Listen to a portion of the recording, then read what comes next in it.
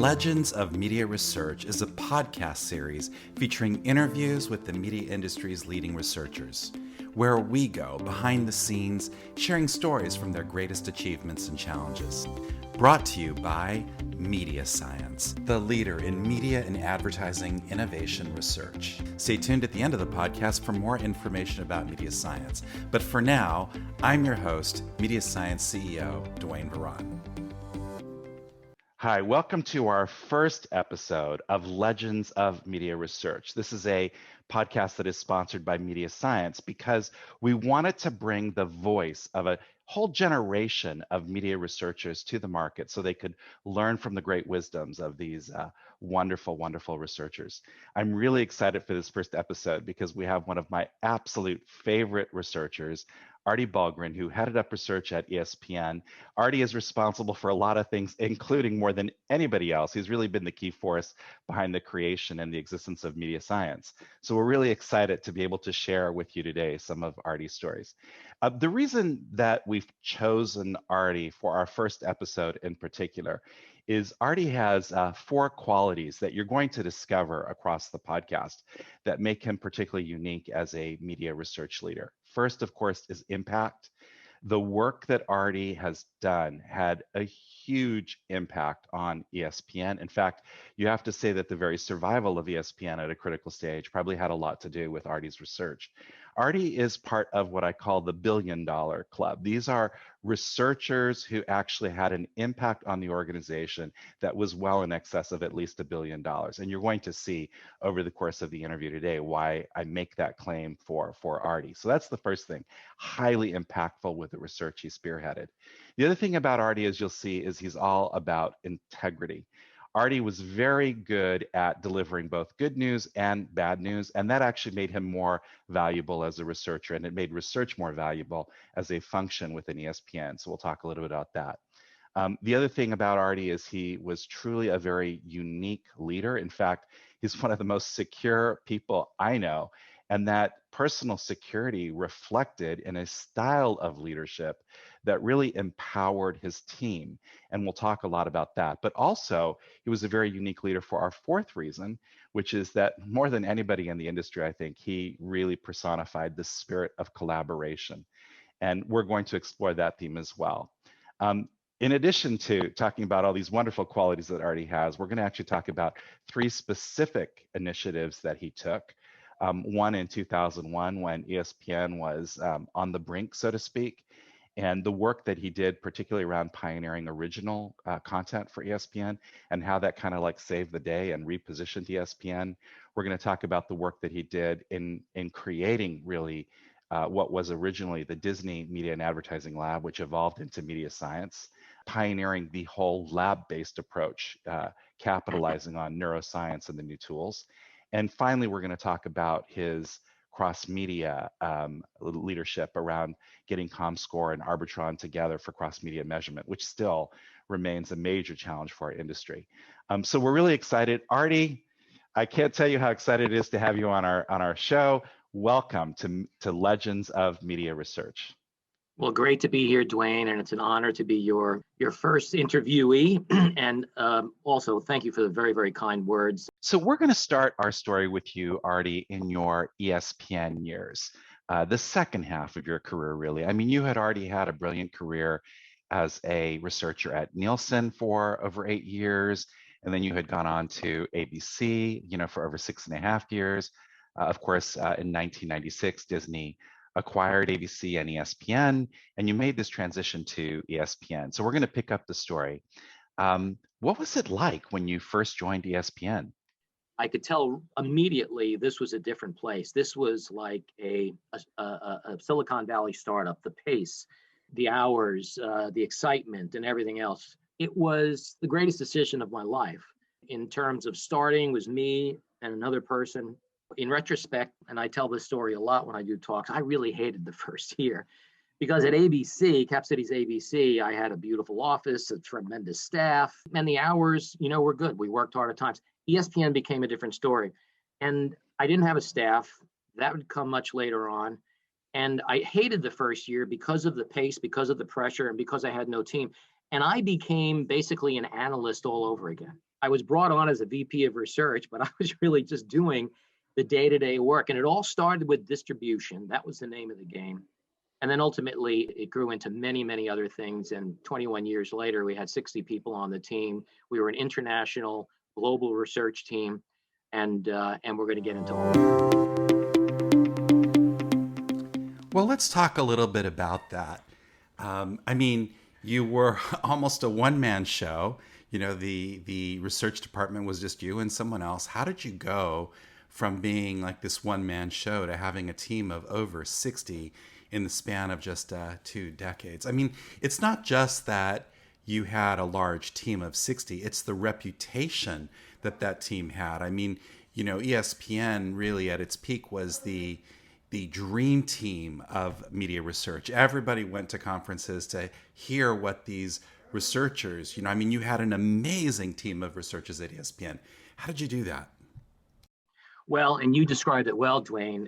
In short, the short story is that it's being lucky to hire exactly the right people at the right time. But the longer story is that the part that I hated most in the beginning of that job ended up being the most important part of my indoctrination and my ability to understand what was necessary to move forward in terms of growing that department. I didn't just come in and start hiring people. I was cutting my teeth, right? And I was learning about the business of ESPN, which was a very, very different business from Cap Cities ABC, and of course, very different from Nielsen. 1996, it was still kind of the heyday and the surge and growth period of multi-channel television. The research back then was about proving the value of ESPN to the consumer. What was the consumer perceived value of ESPN? Measuring that and then producing the right research so that the people in the field calling on these cable operators and satellite services, proving the value of it. Once we were able to get distribution up to a certain level, moving, let's say, from 50 million to 70, 80, and then ultimately the plateau was a little over 100 million homes at ESPN, which was, you know, the key to success there at ESPN. We could grow ad sales at the same time, right? Because ad sales was about reach. What I learned very, very quickly is that if we could demonstrate value to the research in terms of actually making money or contributing to the process of making money, they could allocate headcount to my group, of course, with a lot of permissioning.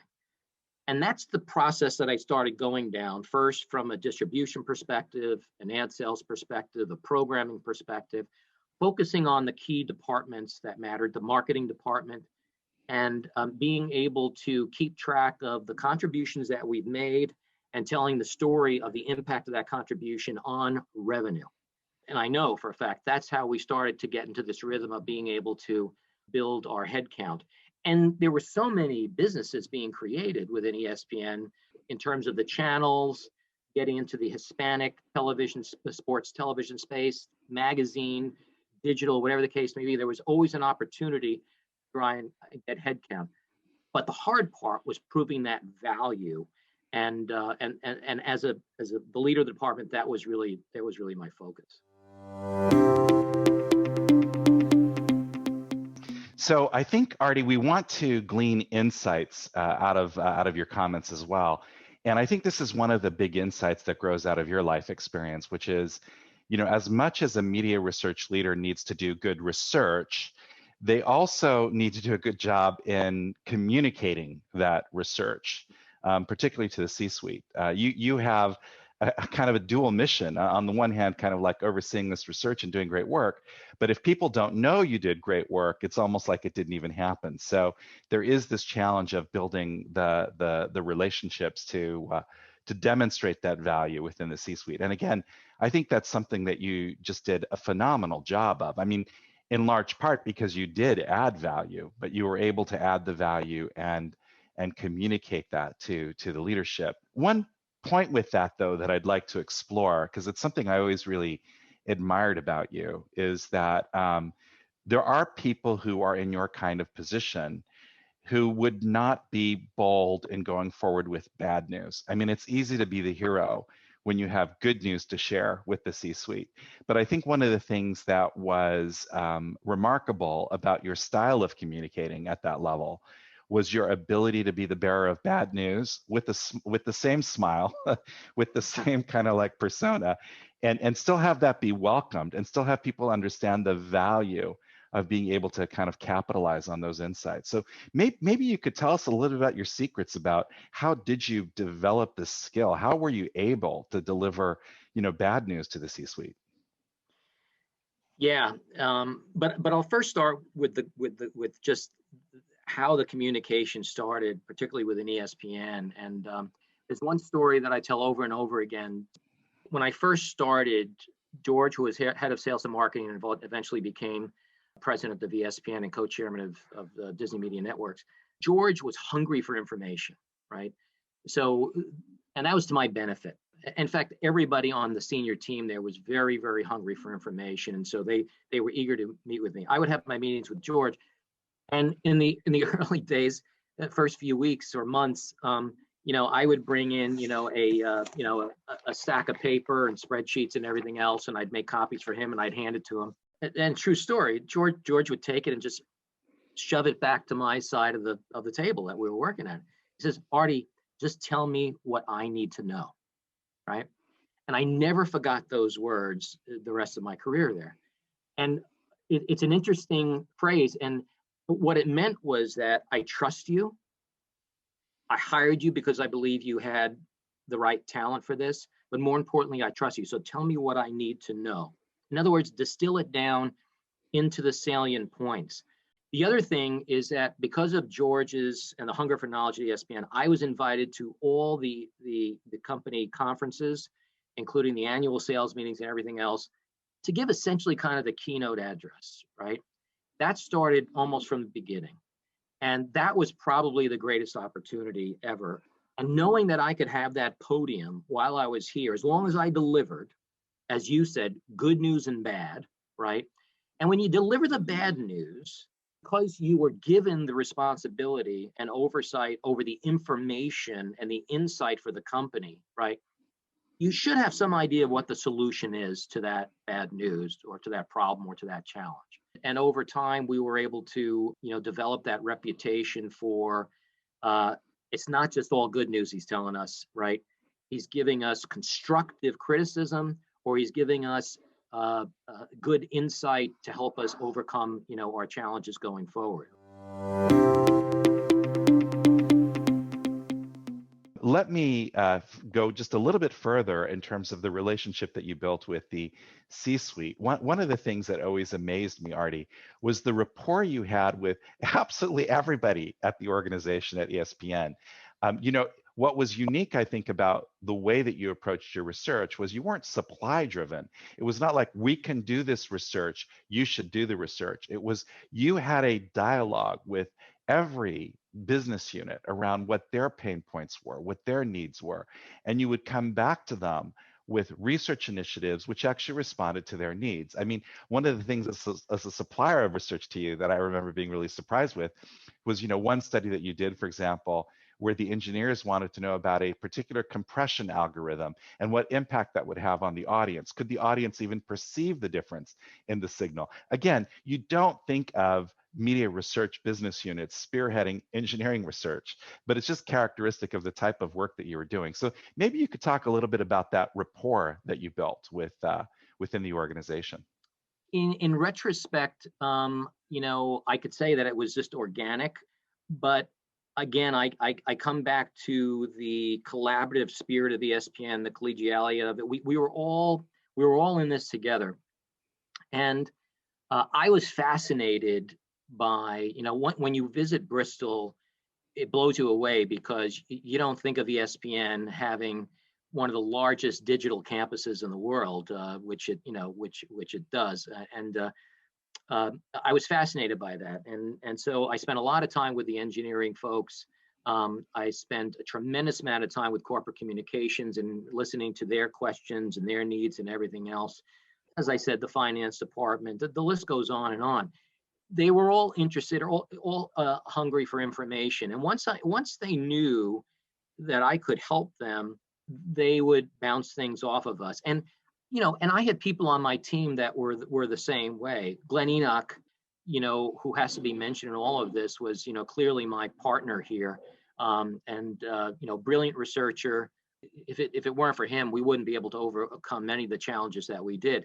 Glenn was one of those guys, just like me, who was just intellectually stimulated by all of this stuff and curious about all of this stuff. And if we could help people, we did.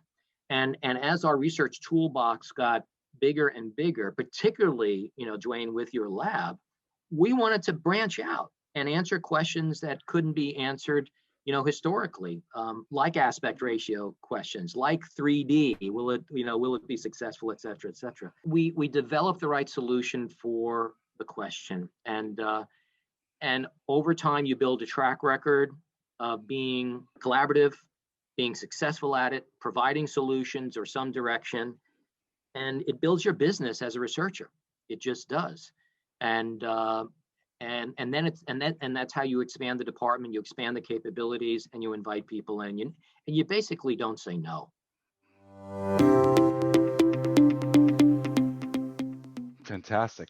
So just to summarize the C-suite discussion, so you developed a path to the podium so that you had a voice. You were the bearer of good news, but also bad. But when you had to give bad news, you would also have solutions so that it wasn't just a pointless kind of like self-critical exercise, but there was actually some potential direction. You built relationships and rapport across business units. Lots of great lessons, I think, that really translated into seeing that impact on the organization.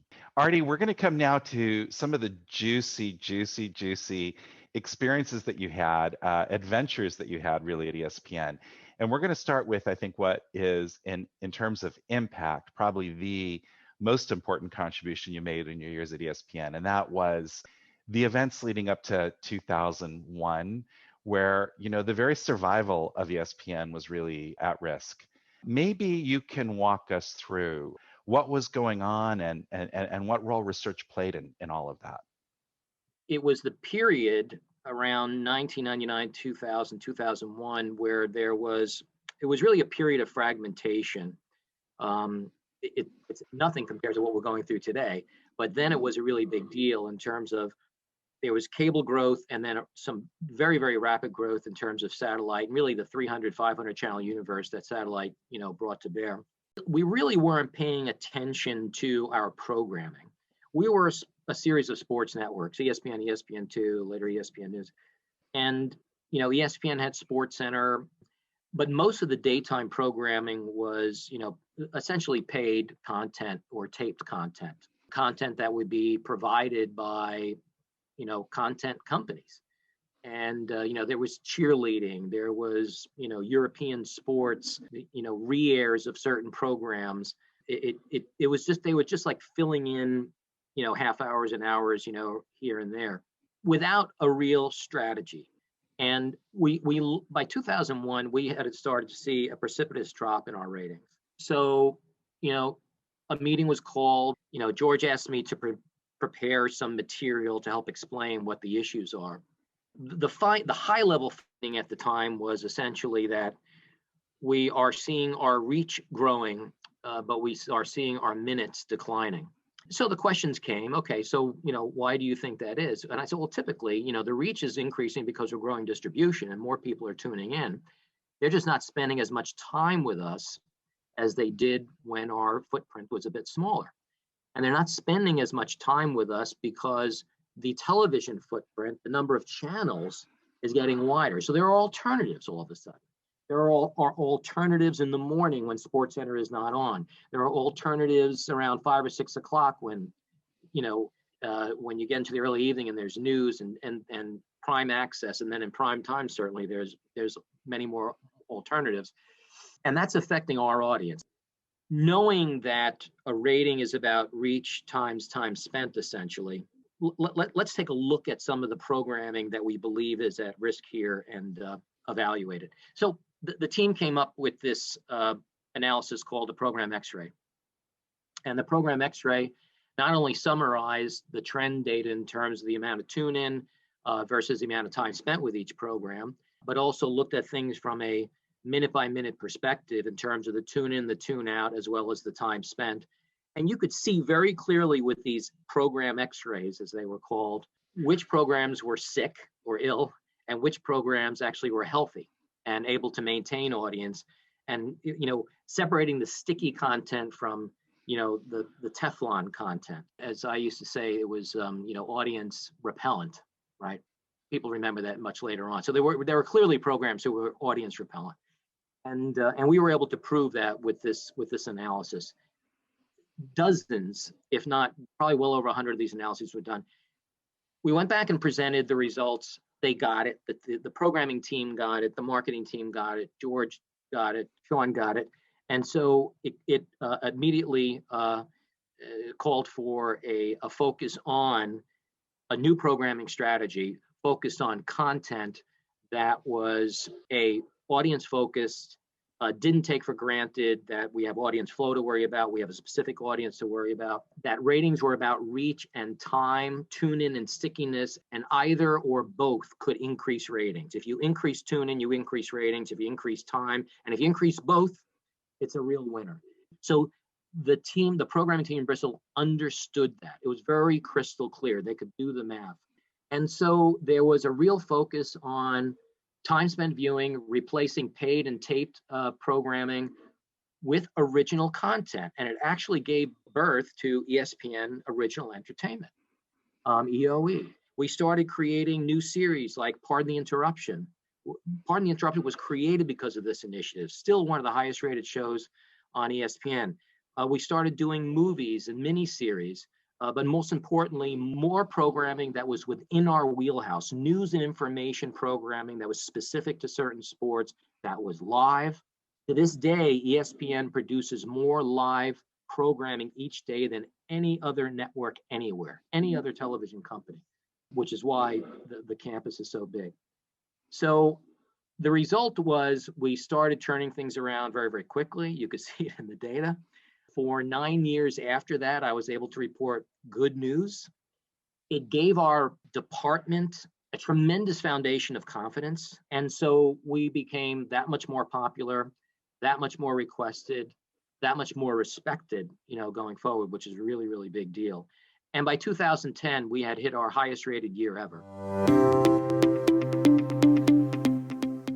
Wow. So in this period, not only did research play a critical role in helping navigate ESPN through its most critical chapter, but also there was this opportunity for formative research, which helped create kind of like almost entirely new genres, within the sports content community. Yeah. So after that period in 2001, we had a whole series of besides just managing all of the audience data for the company, and then later the digital data, the ratings coming in and out, reporting that every day and week and month and everything else, establishing brand health trackers now, because we were serious about understanding the audience, the value of the brand to consumers, et cetera, that was being done. We got into observational studies, time use studies, based on the Middletown media studies and things like that, which really revealed a lot of insights. We did seminal work on understanding the impact of TiVo and DVRs at the time.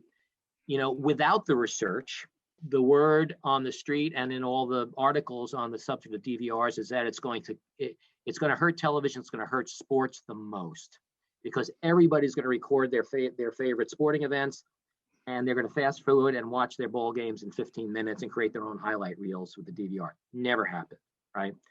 We did that study in collaboration with our colleagues at ABC, which was another great thing about being part of the Disney family. You could harness that power, the intellectual power across the street and on the West Coast to collaborate on things like this that had mutual benefits. We focused on out-of-home TV audience measurement. Nielsen did it for a while.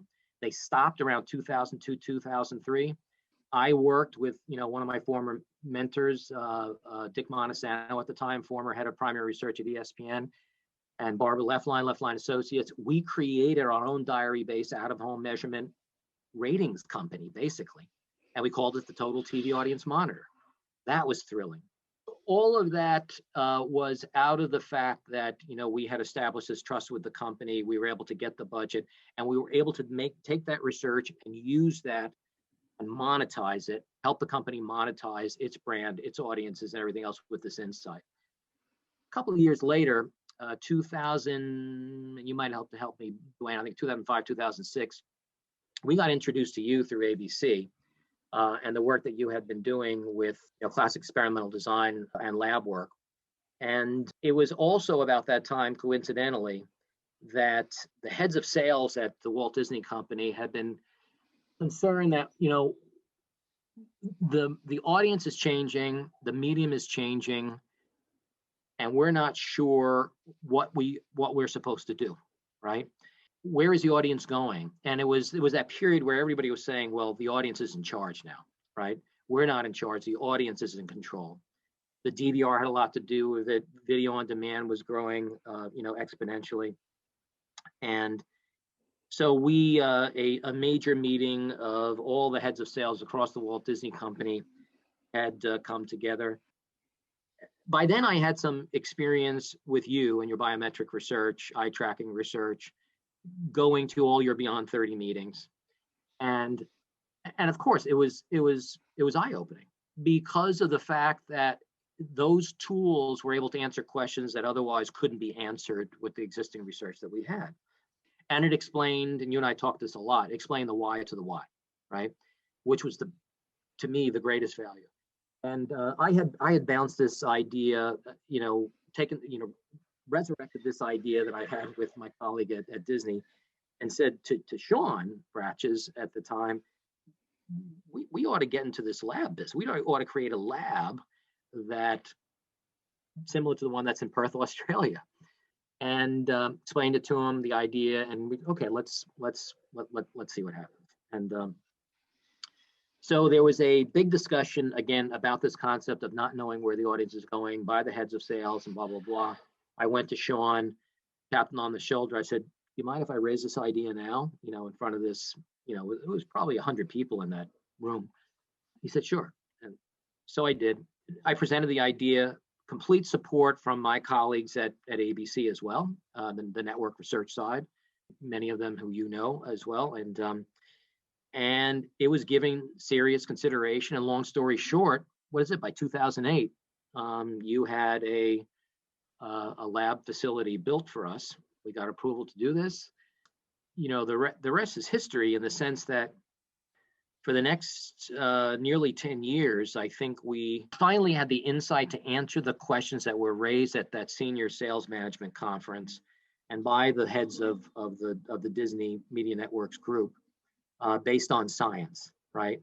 Not just conventional research or survey research, but based on science, how people are reacting. And of course, we brought them all down to Austin, where we opened up the original facility. Originally, we thought it could be at one of the parks, and you poo-pooed that idea and everything else. It wouldn't be a business.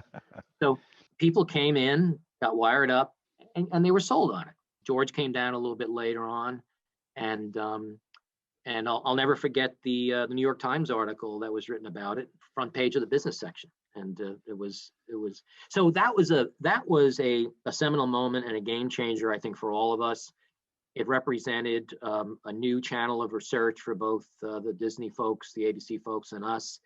It raised our perception in the industry significantly. It was trailblazing what you did, what MediaScience did.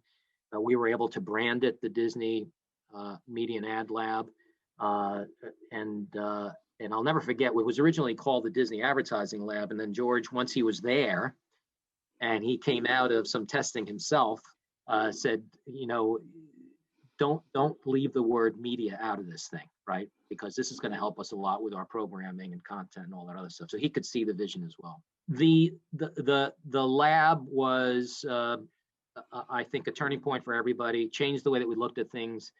Changed the way that we knew we could understand things. Gave us physiological evidence of how advertising works. We were able to apply guidelines to advertising models. When we think about, for example, the creation of the 2-box, the investigation into 6-second ads and short form ads and understanding how they work, just improving content, sponsorships, integrations, the list goes on and on and on. 3D television.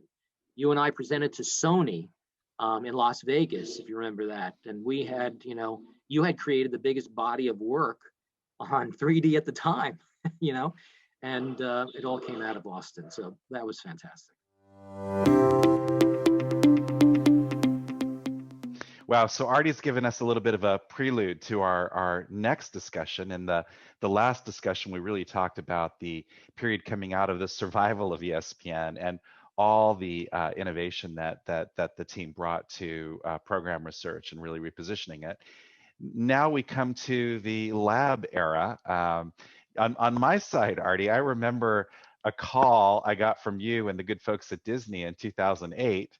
And the call went something like this: "Hi, Dwayne, we're going to open a lab. We're going to announce it in 4 days at the upfront. So we have 4 days to negotiate a deal with you." Yeah, that's you have a good memory. That's how it worked. Yep. But it was such a pioneering initiative. It was just so far ahead of its time in a way. And it was across all platforms at the time. Mobile was in infancy. Digital was still very young. And I remember the first study we did with you, Artie, and looking at digital and seeing all these insights that were just oozing all over the place. Things that none of us knew about. How digital ad models worked and stuff. I mean, it was just an amazing enterprise. First, let me give some background on what the lab was for the benefit of the audience. So, one of the problems that we have with research in general, media research in general, is that we're often interested in human emotion. And the problem that we have is people lack access to their own emotional journeys. So anytime you ask a person a question about how they feel about something, what they're telling you is the rational interpretation of what they think they must be feeling, which is actually not really the same. So what was great about the approach of the lab really was twofold. One, that we were measuring this emotion directly rather than just relying on stated response, but also the power of experimental design, getting rid of the noise that exists kind of like in the real world to properly isolate a variable and study its effects. And this is why, as Artie was saying earlier, this is why we could get to the why to the what. This is why we could answer not only what the question was, but more importantly, why the results looked the way they did with a lot of that data. So Artie, just to start the ball rolling, one of my favorite studies, even though it wasn't long-term impactful, but certainly at the time, one of the big studies that we did was with the 2010 World Cup. And the question at that time was really around 3D, not only in terms of what impact it had, but also whether there were some potential health risks. And so I remember we did this massive study, and it was a very complex study to get off the ground because, of course, 3D was so new that there weren't even TVs in advance that we could deploy in the lab. So we literally had to deploy this all on the eve. And we had a direct feed out of Bristol using the fiber feed that we had in the lab. And we had all this gear that we didn't know anything about that was to make this 3D thing work in our labs. And the first test broadcast we did, we had this hum in the audio. And we were going nuts, and we were working with the Bristol engineers trying to trace back the hum. What's this hum that we're seeing in this telecast out of South Africa? And it turned out it was the vuvuzela, but it took us half a day to understand that. Right. But as you say, we did this enormous body of research. In fact, in the 1 month period, we did more research in the lab than all of the rest of the work on 3D that existed in the world at the time. And as we went to, you and I remember presenting to the one of the main suppliers at the NAB conference. Sony, and we go into the session, and we went into the session and we're like, look, we're going to share with you the results. And they just stood dumbfounded. They go, you guys know more in a month than we've ever been able to learn about 3D and how it works. I mean, it was just a remarkable experience. And there were so many of those. You were also mentioning, the picture-in-picture work that we did. What was great about that story, and maybe we can dive into that story, Artie. Maybe you can tell us about what drove that picture-in-picture research and what impact it had, ultimately in the organization. Yeah, the picture-in-picture, or the toolbox, as we later called it. There was an opportunity when an event or whatever we had on at 10 o'clock ran into the 11 o'clock sports center. It was a seamless transition to maintain the audience, right? And that was something that was recommended by research, years earlier. Let's get that audience into SportsCenter and hook them and keep them. And a number of advertisers, agency folks were asking, this is valuable real estate. We'd love to get a spot in there if we could. And so the question, now that the lab was there, the question had come from us, from our head of sales. Is there any treatment that we could create that leverages, that 11 o'clock-ish transition from a live event into SportsCenter? And so, as usual, we went back to you and collaborated with you and Amy and the team. And we understood that, we would have to have live content on the screen while showing an ad, but then what's the win there for the advertiser, right? And it was really about creating, in retrospect, understanding what the proper balance is. What happened most of the time is that the game was over and they were doing on-field interviews, on-court interviews, whatever the case may be, and you would be seeing an ad, right? So people would stay tuned and make sure they weren't missing anything that might happen on that live sports side of the screen, right? Not knowing if there was more to come, whatever. And the audio would go to the ad in the right-hand box. So left side, to keep it simple, left side would be content, right side would be the ad. So the challenge was creating the right balance of the two so that you could hold the audience, but also prevent tune away, right? And we found that balance. And we understood that it was about the size of the two different boxes. It was about the audio, which was very, very important. It was also about not having too much other stuff on the screen besides the two video boxes. We were able to validate in the lab that we maintained attention, and also that we were able to create a level of memory recall, ad recall, at the same level or near the same level as an ad-only situation, was remarkable. So we were able to go back to the advertisers with all of the data that we needed to demonstrate that not only was this low risk, it was almost no risk, and perhaps better than just having a regular ad in that last position in the pod, that kind of a thing, because of the fact that you were not only getting the same type of memory effect, you were also maintaining that audience in that transition, and there was very, very little tune away. So it was a win-win. In fact, my favorite memory with that, Artie, was that we had predicted on the research that SportsCenter would actually see a slight bump in its tune-in as a result, and that's actually what happened when the model was eventually deployed. So that was really exciting. Exactly, because you had a tune-in audience from people coming in off air to watch SportsCenter, and you didn't have any of that tune away or turn off, because we were able to move them into SportsCenter, see the headlines, and that hooked them, right? So that they would, I'm going to stick around and watch SportsCenter now. So you're absolutely right. Fantastic. So great lab era, a million stories. Well, one of the things that I love the most about the lab story was the lab was not just a facility. And it wasn't just a showcase also, because it was a great showcase facility for clients also who would come regularly. But the other thing that you did, again, and this is part of that collaborative spirit of yours, Artie, was you made the lab a tent, a forum, bringing together ABC and ESPN cultures, on a regular basis. We had the monthly Lab Rats meetings where everybody came together and shared what the insights were that were gleaned that month. But then also you had the annual conference, which was a great event, which brought everybody together again. But again, that ability to get out of the lab more than just a research facility, but a forum bringing the different research units together across the Disney empire, so to speak. Yeah, and that certainly helped enhance the value of the Disney Lab brand within the organization, and then also externally as well. And again, as I mentioned, it was important to be collaborative. And so if ESPN didn't do as much work in one segment, ABC certainly did, and we would be able to learn from them, whether it be product placement or integrations. And I think, ABC did so much work on integrations. We were able to learn from that, later on. I'll never forget being in Austin and being in the control room watching one of the ABC studies, and it was watching Extreme Makeover.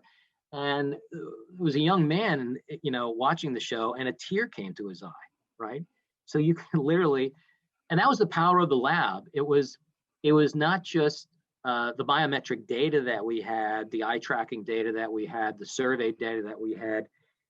You were able to actually see the human element, and it gave you such confidence in the results. The fact that we had all of these pieces, we had the data, and we had the ability to observe as well. And so much of it, not so much ABC, but of course ESPN, had to be done live, and that was a challenge you guys lived up to. That was really, really, really important. And I think, Dwayne, the other thing that the lab did is it helped us from a thought leadership perspective in a very, very big way. And so whether it be my team in collaboration with the ABC team, drawing up papers to present at the next ARF event or any other event, people were always eager to hear what we said. You and I presenting on the main stage at the ARF, talking about different ad models, talking about the effect of television advertising plus digital advertising, and the effect of that. Seeing two spots across two different platforms creates a greater effect than seeing two spots on one single platform. So the list goes on in terms of the insights that we had that we could not only share with the industry, but of course, apply ourselves. And it did. The lab changed the way that we implemented advertising. Of course, the pressures of the business sort of cause bad habits to come back now and again. It was up to the research department to sort of wave the flag and say, look, wait a second, we remember what we learned in the lab, and you may feel that it will never be found out, but it will. So let's do it the right way, and here's the truth. The other thing is that we were able to numerous times compare the lab research with the field research to validate it. That happened over a number of times. Getting back to my point, thought leadership from a research department perspective was a big deal at ESPN. And of course, the lab, I had lots of material to work with up until that point, but the lab gave me so much to work with in terms of painting a much broader picture in terms of why things are what they are and how things are changing. So I'll always value that. We created an initiative around 2010. Lab was in full swing by then. And we were very, very focused on cross-platform research. And once we were able to prove through a number of field studies, ESPN All Day, Every Day was one of those, and there were a number of others. Later on, it became Project Blueprint. We were able to answer a big question for the company, and that was that media use was not a zero-sum game. And that multi-platform created new markets of time, as we refer to it, to consume ESPN content. So it wasn't about digital cannibalizing TV at all. It was about digital augmenting television, allowing audiences to consume ESPN, or virtually the concept worked for basically any other media company. Sports was a bit different though, because how sports had to be consumed live and in the moment. And this became a really big deal. So the lab also became a big part of the ESPN XP initiative, or cross-platform initiative, in terms of demonstrating the power of those new markets of time, specifically not just watching or following the game on your laptop, but of course your mobile devices. And you guys also did a fair amount of innovation in terms of figuring out how to test mobile in the lab setting. And to me, that was an enormous step forward for us in terms of understanding what the power of mobile was for ESPN, because ESPN, of course, got into the mobile business. We not only created mobile content, we created the first mobile app essentially for sports. And we went into the phone business in 2005. Wasn't successful, but ESPN learned all about the digital business from a mobile perspective, which really accelerated our position in sports on mobile devices forever. And the lab played a very, very big role there. So just to bring this segment to a close, we've talked about a lot of benefits with the lab. Certainly the research itself in terms of giving us the why to the what, answering questions that couldn't be answered otherwise, but also other contributions, thought leadership, as you were just talking about, propelling ESPN even further, I think, in terms of, the esteem that it commanded in the industry, and the respect and credibility that it brought when ESPN sales reps went to talk about new products, the tent that it created within Disney as a whole in terms of bringing researchers together on a regular basis, so all these great advantages. In this next segment, we're going to talk about the cross-platform initiatives, Project Blueprint. Certainly, Artie, the lab research as well really highlighted the potential benefits of cross-platform. As you had alluded to earlier, it's not a zero-sum equation. There's an additive value that's greater. But there was a problem. I mean, there still is a problem in the industry in that all this activity was happening across these platforms, but it was very poorly measured.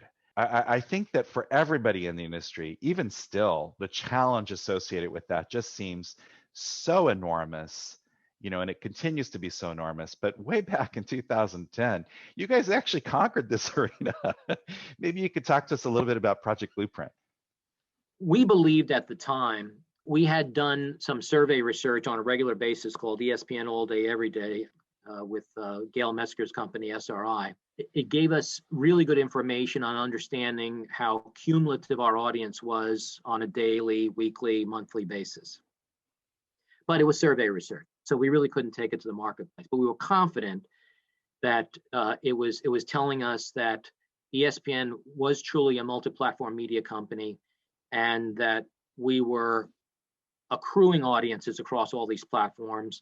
We weren't shifting audiences, right? Very, very different concept. And we had to prove it in a big way.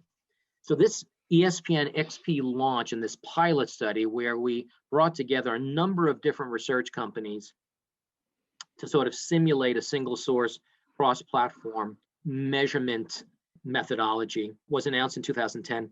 And it took several months to get this thing off the ground, but we did it. And it was a combination of different sources. I don't want to go into all the details because it's too much. We were able to prove to the company that, you know what, ESPN, as I called it at the time, was in fact the quintessential cross-platform media company. We need to invest in research that can tell us what these numbers are on a regular basis.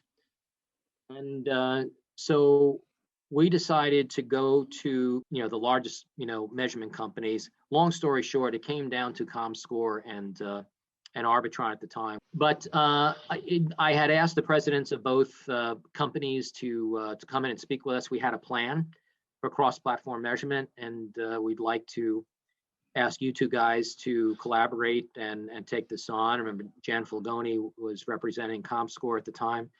Jan was always a great mentor of mine, had a tremendous amount of respect. We had the president of Arbitron there as well. And, Jan, you've got all the digital data. You understand what cross-platform is about.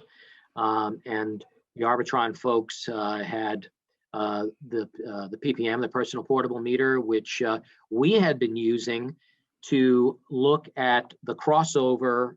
For some months, we had been using the PPM to look at the crossover in audiences between radio and television, because we simulcasted some of our morning shows on ESPN radio. That's how we use the PPM. We figured, okay, we can use that for television, radio measurement, and digital would come from ComScore. We presented our plan. Glenn was really the mastermind behind that. They went back to work. In short order, they came back with a plan. And I think probably less than 6 months' time and numerous meetings reviewing different stages, we had a pilot. what was so important about this is that this was not survey research anymore, and this was not just a one-off. We were creating a system that could potentially become syndicated and offered up to the industry. We had no problem. I was lucky I worked for a company that had no problem with that. They were, you want to do this and then give it away? I said the reason for that is that that's how you build trust in a measurement system. If you're going to keep it within your own roof, you're not going to have as much trust or believability, right? The acceptance will be really, really challenged. If we share, it'll be different. And the reason we can share it because we can be confident in our results, right? If we can help formulate ongoing cross-media measurement, this is a rising tide that will float many boats, but certainly float the ESPN boat, right? And allow us to do business on that level rather than just on individual media silos. That was really the name of the game there. So they both came back with the original pilot results. You know, we had some hiccups along the way, but ultimately we were able to come up with over several different months results that were fairly consistent and proved what we had seen before, that again, at least for ESPN, media use is not a zero-sum game, and that digital augmented the TV audience by significant margins.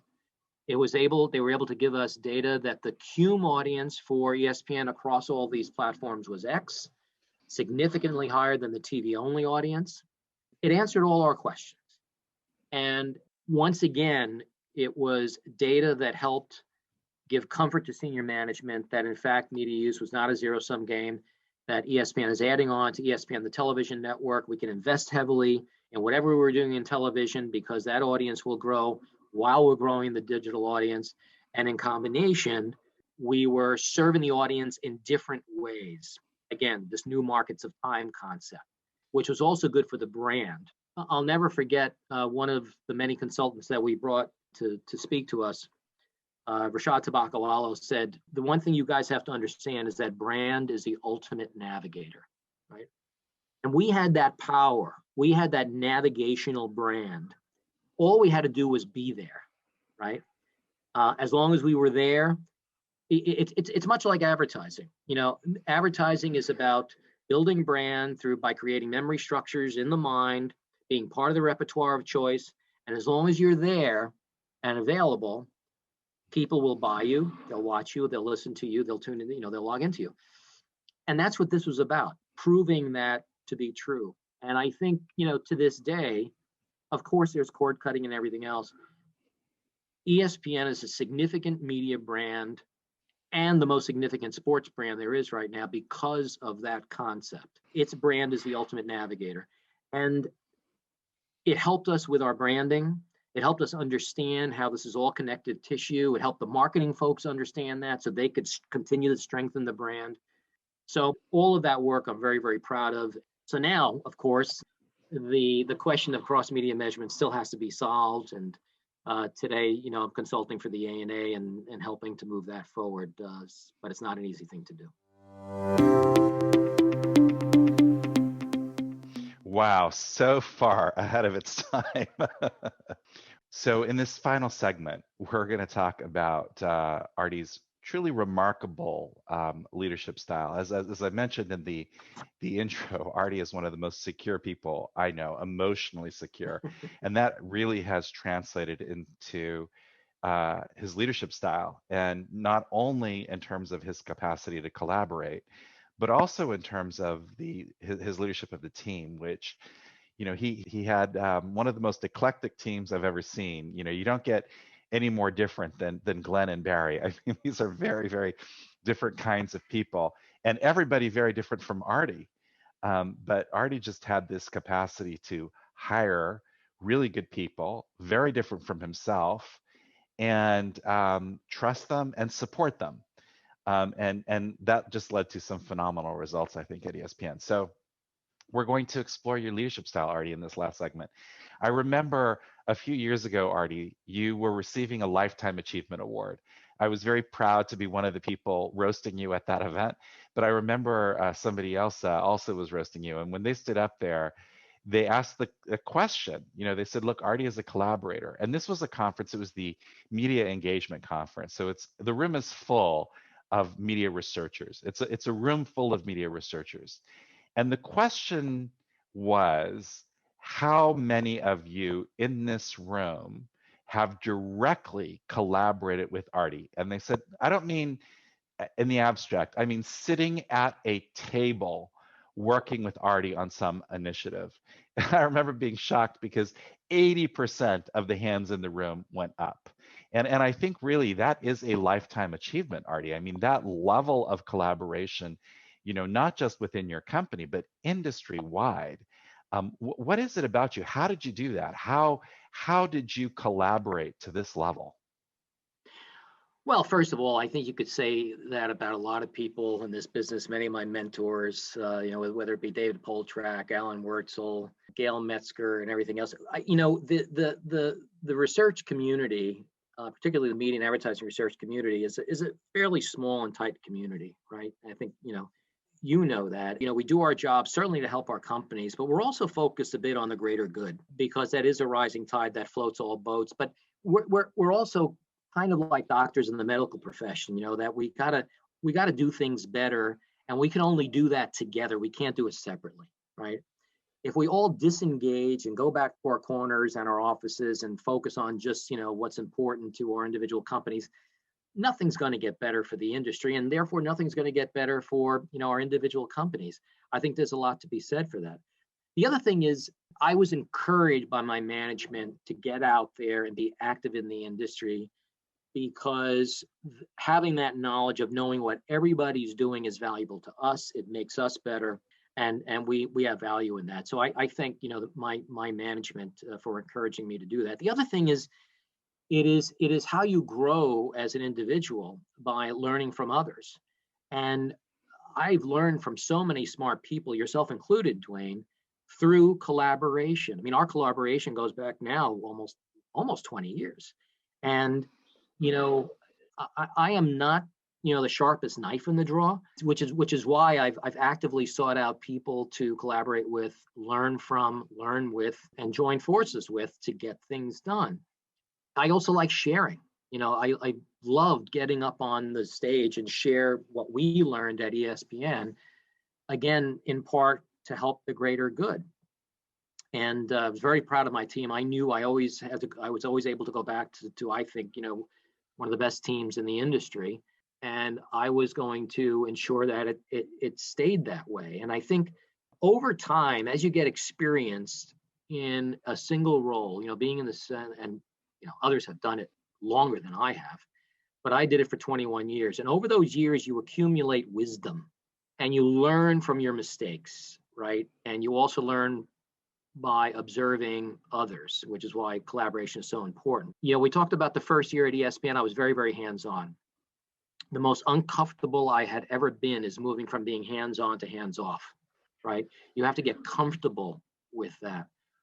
And over time, I saw my role as being a leader, being supportive, promoting the team in terms of what their accomplishments were, giving them accolades for that. My job as leader was to provide resources, tools, and training. Being active in the industry as a thought leader and a collaborator was part of that, knowing what's going on, what's out there, knowing that there's this guy in Perth, Australia doing lab work that we ought to be interested in. You have to give your team, give them the opportunity to succeed and advance. It was also my job to provide protection. We went through periods of budget cutbacks, and there was always the worry about losing headcount. And I stayed very, very close to the HR people. My HR partner was truly an HR partner, so that I could make some strategic calls. Okay, how many open headcount do we have? Okay, let's think about freezing that for now, to make sure that we have open heads and we don't have to give up. That foresight, I think, was important in terms of protecting the jobs of certain people. And I think the team knew that. The team knew that was going on, and they felt good about working in an environment like that. And then finally, it's about providing inspiration and motivation.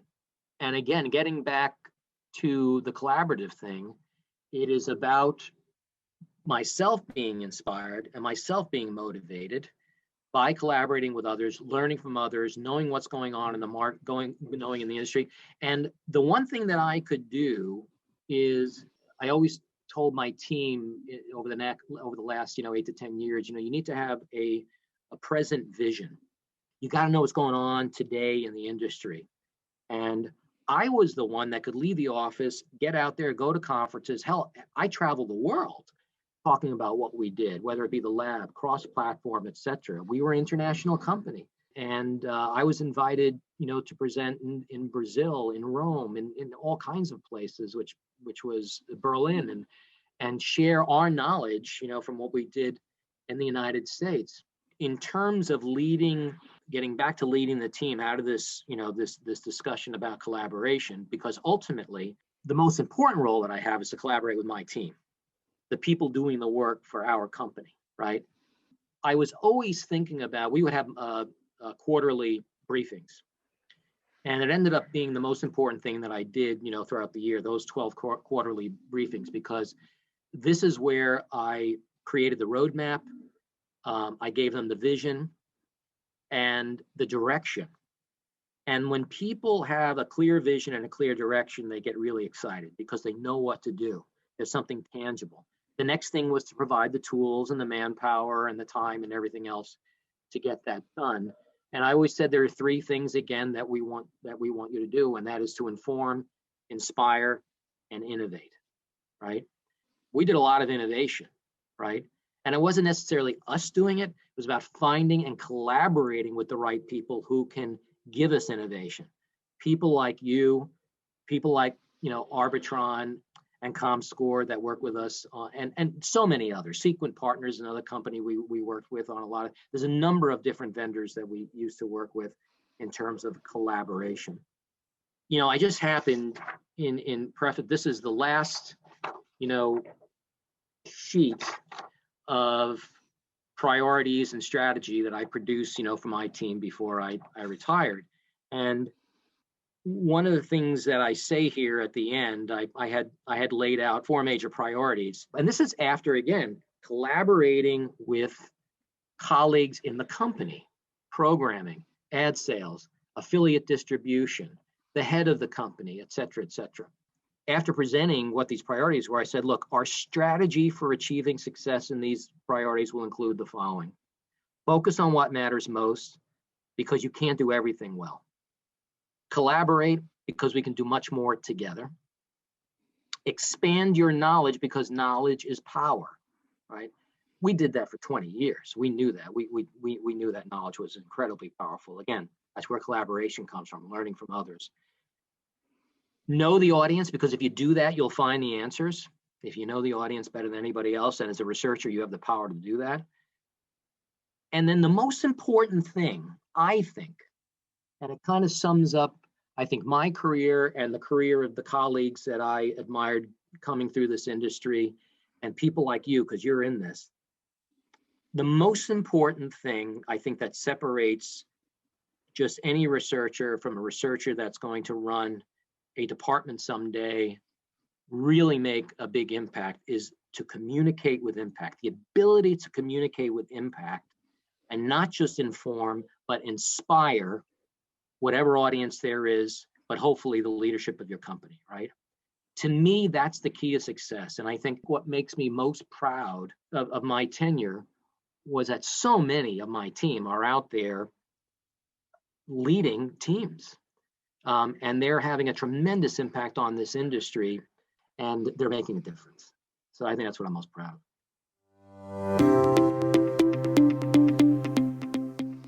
Well, thank you, Artie. I think everybody in the audience can see why you were such a perfect guest for our inaugural episode here of Legends of Media Research. And on behalf of the industry, Artie, I really want to thank you for the leadership that you provided, not only to ESPN, but to the industry as a whole. I think your contributions and your spirit of collaboration really are something we all look up to, and we all have so much that we can learn from in terms of your experiences. So, as I said at the intro, I think you were the perfect guest for this first episode because you had impact, not only impact within the organization, but impact industry-wide. Again, part of a club that I'm calling the $1 billion club, people who generated over $1 billion in value to the company. You had integrity. You brought integrity to everything you did, including the delivery of the bad news with the good. You had this spirit of collaboration and this style of leadership, which really were just hugely beneficial, again, both to the organization and to the industry. So thank you, Artie, for sharing your adventures with us today. And thank you, the audience, for tuning in. We've got a lot of great episodes coming up, so I hope you'll subscribe to this series and tell your friends and colleagues about it. And please share your reviews and comments. I'm MediaScience CEO, Dr. Dwayne Varon, thanking you for your company today. And if you'd like, stick around for a brief message about MediaScience. I look forward to joining you again on our next exciting episode of Legends of Media Research.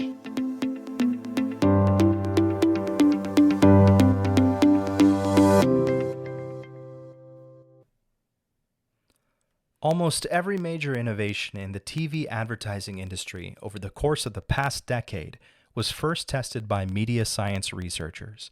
Whether you're talking about video ads on mobile phones, or limited interruption ad pods, or program context effects, or brand integrations, or pause ads, or picture-in-picture ads, or interactive ad formats, I mean, the list goes on and on. All were first tested by MediaScience. MediaScience is the leader in media innovation research because its researchers excel at integrating best-in-class measures in their innovative experimental designs. Because MediaScience operates the most advanced labs in the industry. And because MediaScience has the right team of researchers, software engineers, video editors, and more to facilitate the best research. So when you're looking for media or advertising innovation research, collaborate with MediaScience. Learn more at MediaScience.com.